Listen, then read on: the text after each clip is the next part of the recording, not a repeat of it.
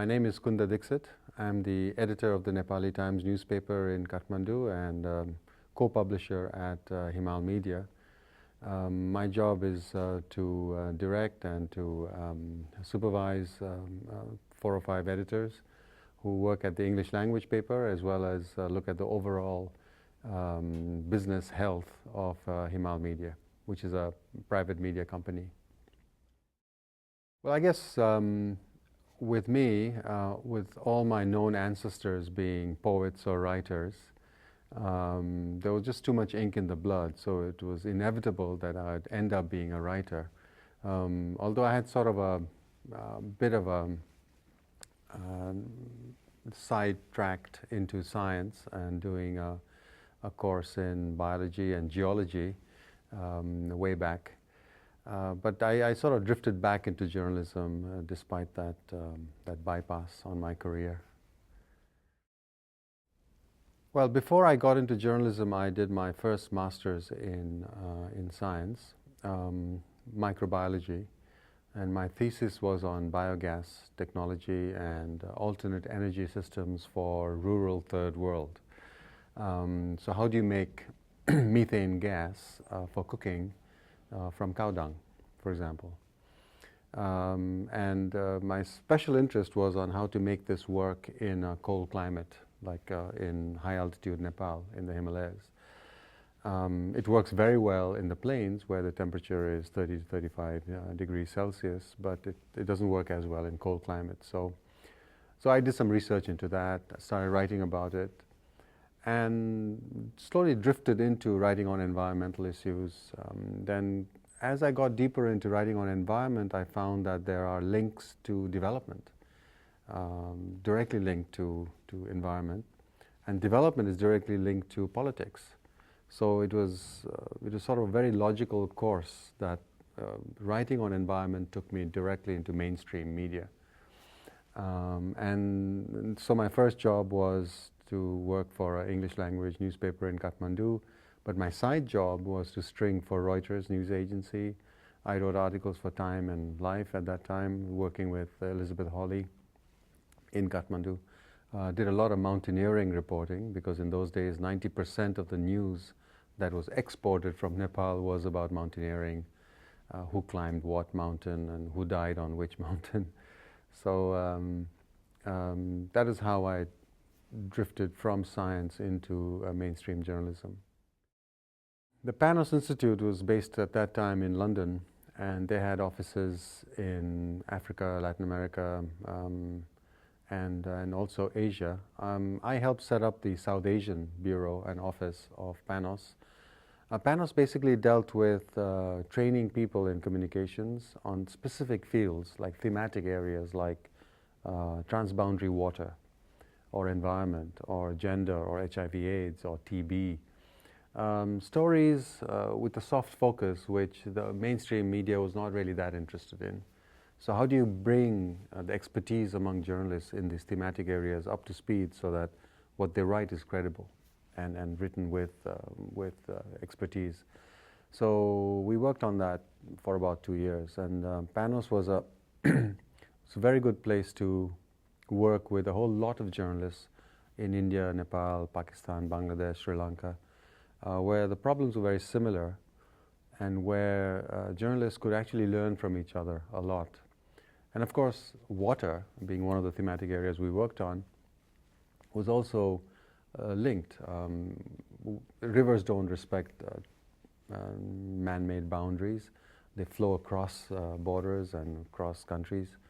And we needed to look at watersheds and entire environment from a more transboundary perspective. And with Panos, we had fellowships so that Bangladesh, India, and Nepal journalists could work together, for example, on the Ganges Basin.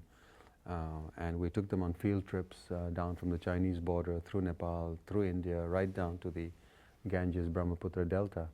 So then they got a perspective that, oh, water is different. You know, water, you really have to look at it as a regional natural resource.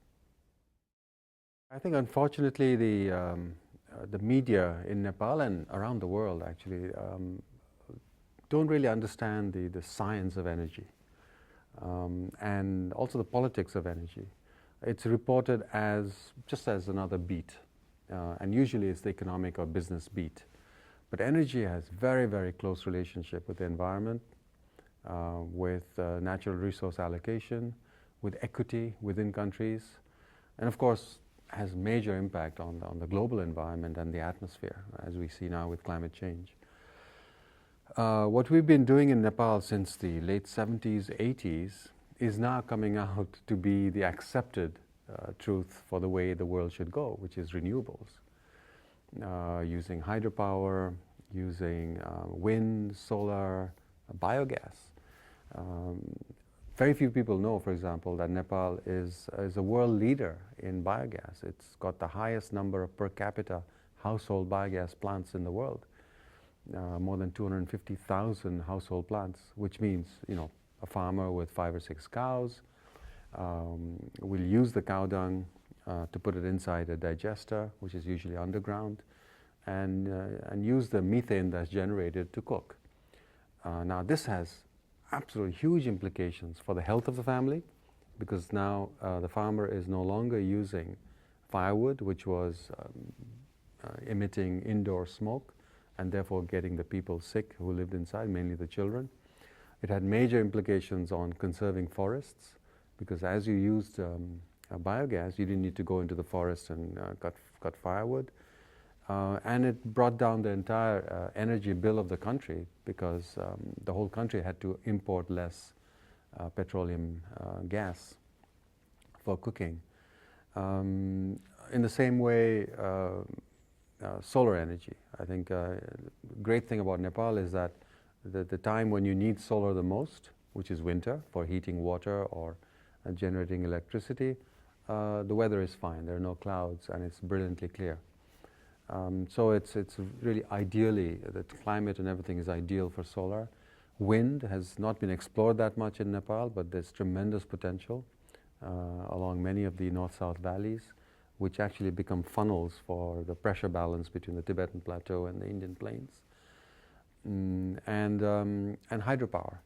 Now, unfortunately, with hydropower, Nepal has not really made progress, and the reason for that is manifold. There's lack of good governance, corruption, the conflict, setback in many of the hydropower projects. But I think we're now at the threshold, if we get the politics right, to make a major leap in hydropower, not just for energy, for electricity generation, but also for irrigation and for regulating water. Because Nepal has this problem of shortage and plenty. There's all the rain falls in 3 months, most of it, and you really have to store that water in order to use it judiciously throughout the year. You have to prevent floods, and then you have to have the water in the dry season. But luckily, the Himalayas, the mountains, are made in such a way that the water is stored as snow and ice up in the mountains, and it melts in the dry season and keeps the water flowing. And which is why the mountains are regarded as gods and goddesses and have names like Annapurna, which means giver of grain, because it's so important that the melting of that ice in March, April, May is so important for agriculture. We just have to make sure that that water is stored, is used well, and the challenge now, of course, is that with global warming and climate change, the permafrost of those ice towers in the mountains is melting, and irreversibly. So that's going to have a major impact.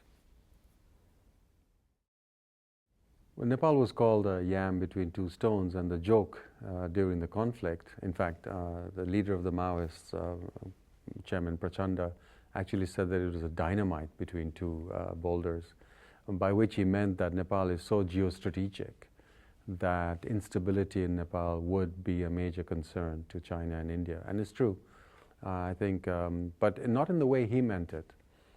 I think both India and China, their policy towards Nepal actually converge, whereas elsewhere in, let's say, the Indian Ocean or around the world, India and China may be rivals for resources and for strategic reasons. But in Nepal, their interests converge, and I think both want stability in Nepal.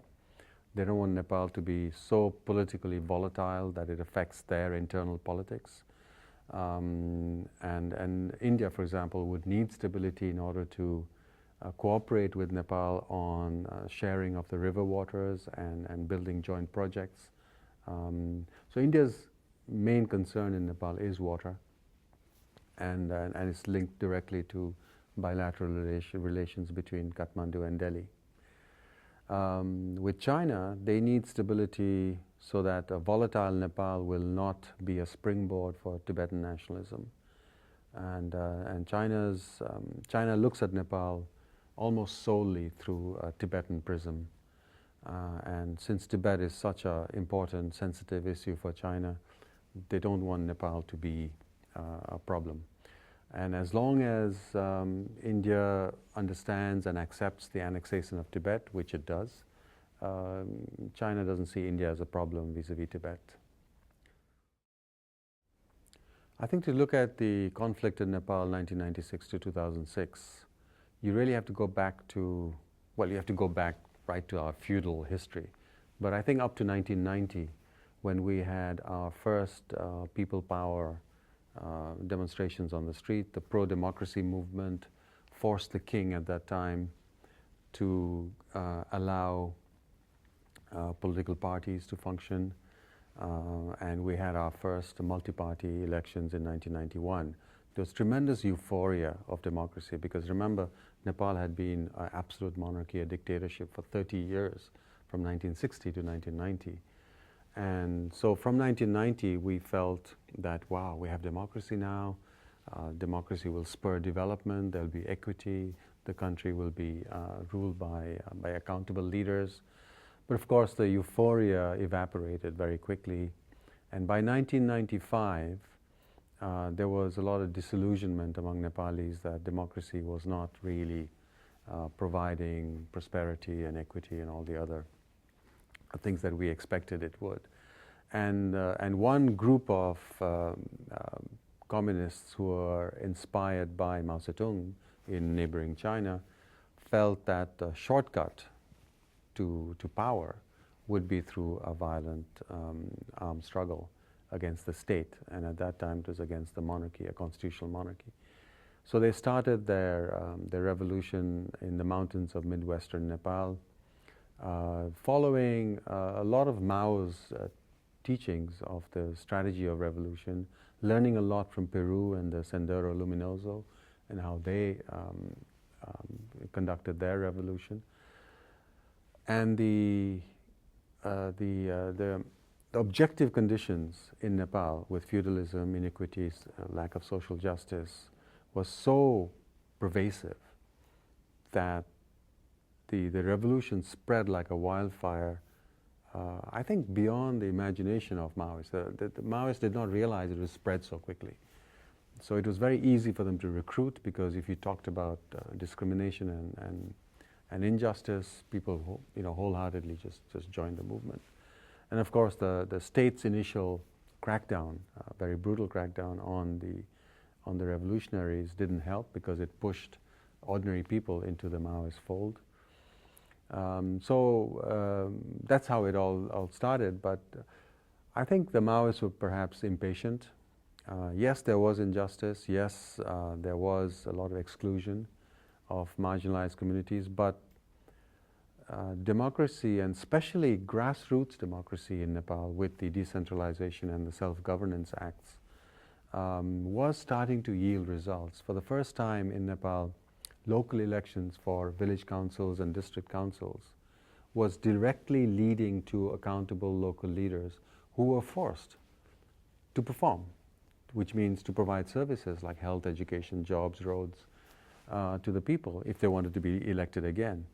So it was starting to work. And then the war came at the same time. And I don't think it's a coincidence that the first target of the Maoist revolutionaries were precisely these elected local leaders because they were competing for the same constituency. So by the end of the conflict in 2006, nearly 85% of all the village council buildings had been destroyed and bombed. village council members were hounded out of the villages. Many of them were living in the district capitals or in Kathmandu. So something that was started with a sort of a utopian dream of a better Nepal basically ended up brutalizing society, setting back development. And I'm not saying that there was no achievement. I think it did make a lot of people aware of their rights, especially the women, marginalized groups, but it also let them down. And as we have seen in the elections this week, the disillusionment against the Maoist party, even within Maoist cadre, has been very, very high. So by 1995, media activists had lobbied successfully with the government to allow the radio spectrum, which they regarded as a commons, to be taken away from the state control. And I think that was a landmark thing. Radio Sagarmatha, which was Nepal's first community radio station, was started in 1996. And that opened the door for community radios to come out. And I think as far as community radio is concerned, Nepal is right ahead of all the countries in the region, ahead even of India. India, with its history of democracy and free press, actually controls radio with an iron hand. You are not allowed to broadcast news, even if you're a private radio station. All news is centralized from the state radio. Whereas in Nepal, there are nearly 400 FM stations. They're owned by local village councils, by NGOs, by community groups. There are also commercial stations, but everyone is forced to act like a community radio. So I think this has complemented democracy at the grassroots. I think the communication element to democracy is given to Nepal and Nepalis through community radio. Because there can't be democracy without participation, and for participation you need communication, and especially communication at the grassroots, meaning decentralized media. And I think this is where Nepal is ahead of other countries. Well, in the beginning, the Nepali media treated the conflict and the start of the revolution in these remote mountains of Midwestern Nepal as if it was happening on some other planet. It was treated like an ordinary law and order story. Policemen killed here, some attacks there. It wasn't linked to a larger revolution that was starting and igniting in the mountains. And Kathmandu couldn't have been further away. Reporters were lazy, they didn't really go out, they didn't have the resources or the energy or maybe the interest to go and report on what was happening there. And perhaps because of that, when the revolution spread rapidly and the district capitals started being attacked in, let's say, 2000, people in Kathmandu were shocked. The politicians, wow, this is serious business. So I think the media was part of the problem, I think, in making people aware that there was a serious violent conflict starting in the country. And by the time policymakers, media, and civil society in Kathmandu realized what was going on, it was already quite a serious war. And I think as far as for me personally, the conflict and reporting on the conflict, I had been writing and reporting on conflicts in other parts of Asia. I reported on the Sri Lanka war at a time when there were two civil wars going on at the same time, the Tamil separatist war in the north and the Marxist revolution in the south with the JVP. I did the Philippines, the aftermath of the Cambodian genocide and so forth. And coming back to Nepal, I really felt that you had to do journalism differently if media was going to be a part of the solution in finding resolution to a conflict as well as helping in the reconciliation process. But somehow the rules of journalism don't allow you to do that. We are taught at journalism schools to be spectators, not to be involved, not to be outraged by human rights violations, for example. and you have to take that objective view of what's happening, a little aloof. That doesn't work. I think if media is going to be a part of the solution, you really have to be involved. And I felt the limiting, that the rules of journalism actually limit you in getting closer to the truth of what the conflict was doing, especially to civilians.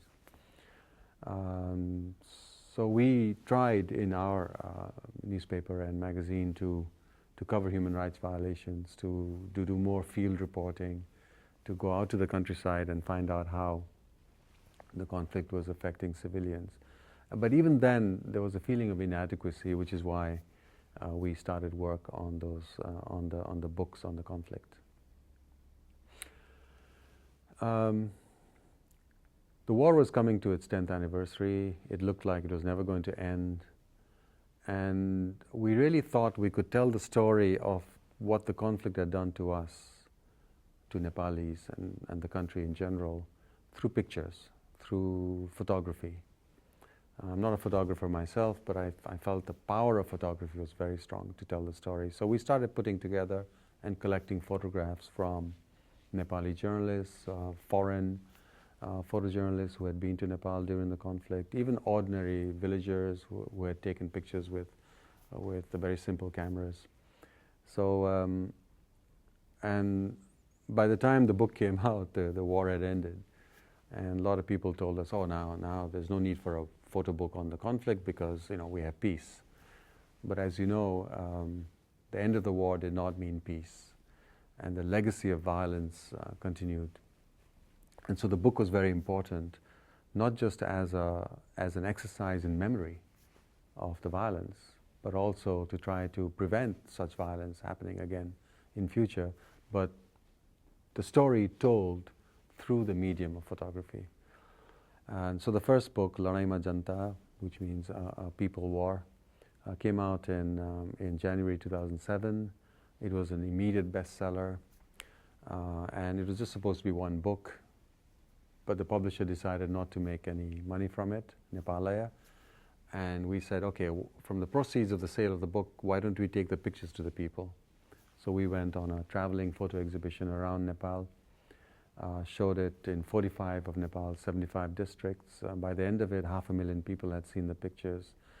And it's amazing, it's not just the quantity of people, the number of people who came to see, but the intensity of feeling with which they looked at the photographs and saw themselves in it, their own war experiences. And then they all wrote very moving testimonies after seeing the pictures in the guest books. And we were just so powerfully moved by those testimonies that we said we must chronicle this. So the second book came out called Never Again, Pheri Yesto Nahos, which selects some of these comments and puts it together in a photo book with pictures of the exhibition tour and the testimonies next to it. And then our friend Kesang Setan, who is Nepal's foremost documentary filmmaker, decided to make a film based on the tour, and we took that documentary called Frames of War, Yuddha Chitra, also around the country, showing it in cinema halls in about 15 districts. And while we were showing the film, we would notice in the audience people who we recognized as characters from the first book. So, and we'd talk to them and we'd hear dramatic stories of what they had been through. So the instant at which that picture was taken in the first book was actually a very small part of what they had actually experienced. And we said, we must tell this story. So the third book came out, which was called Yuddha Pachi Janta, People After War, which is a before and after kind of story on the characters for the first book, including a very dramatic story, which is the cover of the third book, which is of a woman gorilla whose picture in the first book by Sagar Shrestha is this dramatic portrait of a woman gorilla with a gun sitting in sentry duty in Bhojpur in eastern Nepal. A brilliantly composed photograph, technically perfect. And we often wondered what has become of her, where is she now? And we tracked her down to a cantonment in eastern Nepal, and we found out that her name was actually Juna Rai. We didn't have her name in the first book. And her brother, Bhuban Rai, was in the army. So brother and sister were on opposing sides in the conflict. So Nepal's conflict was not just a civil war, but a sibling war. And the brother and sister could conceivably have killed each other during battles. So this was very, very powerful stuff, and you could have made feature films or documentaries or write novels about many of these characters in the first book. So I think this whole project, which grew organically, it wasn't planned like this, it was just supposed to be one book in the beginning, grew from a photo archive of the conflict into almost a peace movement. And I think we were nudged along, pushed along by the people and their desire for peace and justice, and the need to remember, not to forget, what the war did to us. You know, I made a living being a skeptic of new information technologies, the internet, social networking. I said, how is this going to be a panacea? How is this going to level the playing field if our schools don't have roofs on them? How is sticking a computer into a school which doesn't have teachers, which doesn't have electricity, which doesn't have textbooks, going to help? So we are getting, you know, ahead of ourselves. That was my feeling, and I think the digital divide within Nepal is even more acute than it is globally. 80% of the internet sites registered in Nepal are within the ring road in Kathmandu. So I was a skeptic, and then I think one day I had this moment of epiphany where through my smartphone I could transmit a picture I had taken of a lake and mountains in a remote part of northwestern Nepal to the world, right from there. 2 weeks walk from the nearest road, and yet telecommunications had bridged that gap. So the digital divide obviously was shrinking, and there was tremendous potential for education and media and communications with this technology. And so now I'm somewhat of a born-again Digirati. You can see the potential, and for media definitely there is great value in magnifying your audience. As a reporter, as an editor, I find directing people to come and read what I write now is possible through social networking, and to let people know and discuss. It's dynamic content, it's interactive, it can be multimedia. So it just extends the role of media, mainstream media. But of course, everything is changing. It's not journalists who are journalists now. There's also citizen journalism. Anyone with a smartphone is now a journalist. If you're at the right place at the right time, you can upload right from wherever you are, even in a country like Nepal. And things are changing exponentially. We don't realize how fast it is changing.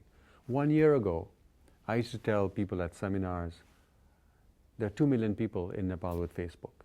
Today, I have to say there's 3.2 million.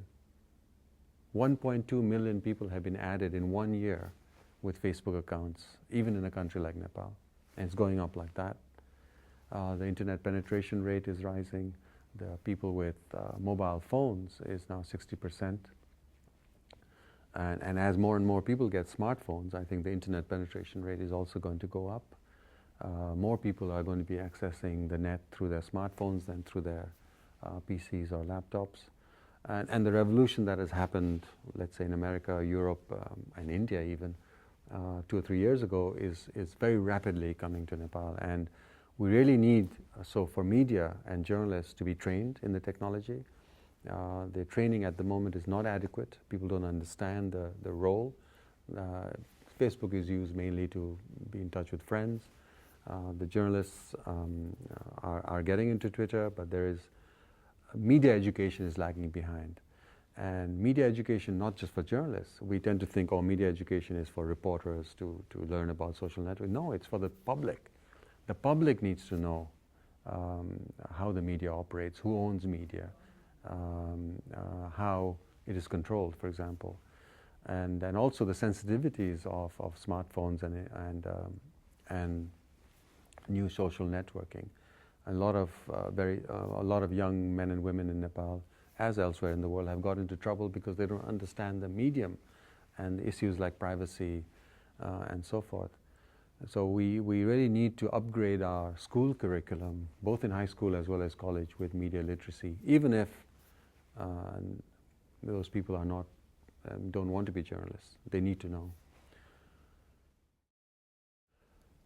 I think with social media and new media technologies, at the moment we're in a stage where the old media, paper newspapers, are not yet dead, and the new media has been born but is still a toddler. So we're in this sort of transition phase. And the role of paper newspapers will still be there, but the eyeballs are moving. The readers have already moved. Unfortunately, the advertisers haven't moved. So you still need your hard copy newspaper as a vehicle of revenue for advertising. Because you can't really charge yet in Nepal for your online content. So the online is still being subsidized by the hard copy. But I think this will change very rapidly. It has already changed, for example, in India. And if it happens in India, it's going to come very rapidly to us. Is that the advertisers will also shift. The only reason advertisers haven't gone yet is because a lot of the advertisers are older men like me who haven't really realized they're still watching television at home. So they think that's the medium. But as Facebook users reach 4 million, 5 million, I think it's going to happen. Already the advertising has gone to Facebook in Nepal, and it's only a question of time before advertising also shifts. With Nepali Times, actually we were way ahead of our time, because when we started the newspaper in 2000, we started with an online edition for the first 4 months. So we were online before we were hard copy. So now I think we'll come a full circle at some point and become more of an online outlet than a hard copy outlet. Already there are 3 times more readers of our online site than there is of our hard copy subscribers.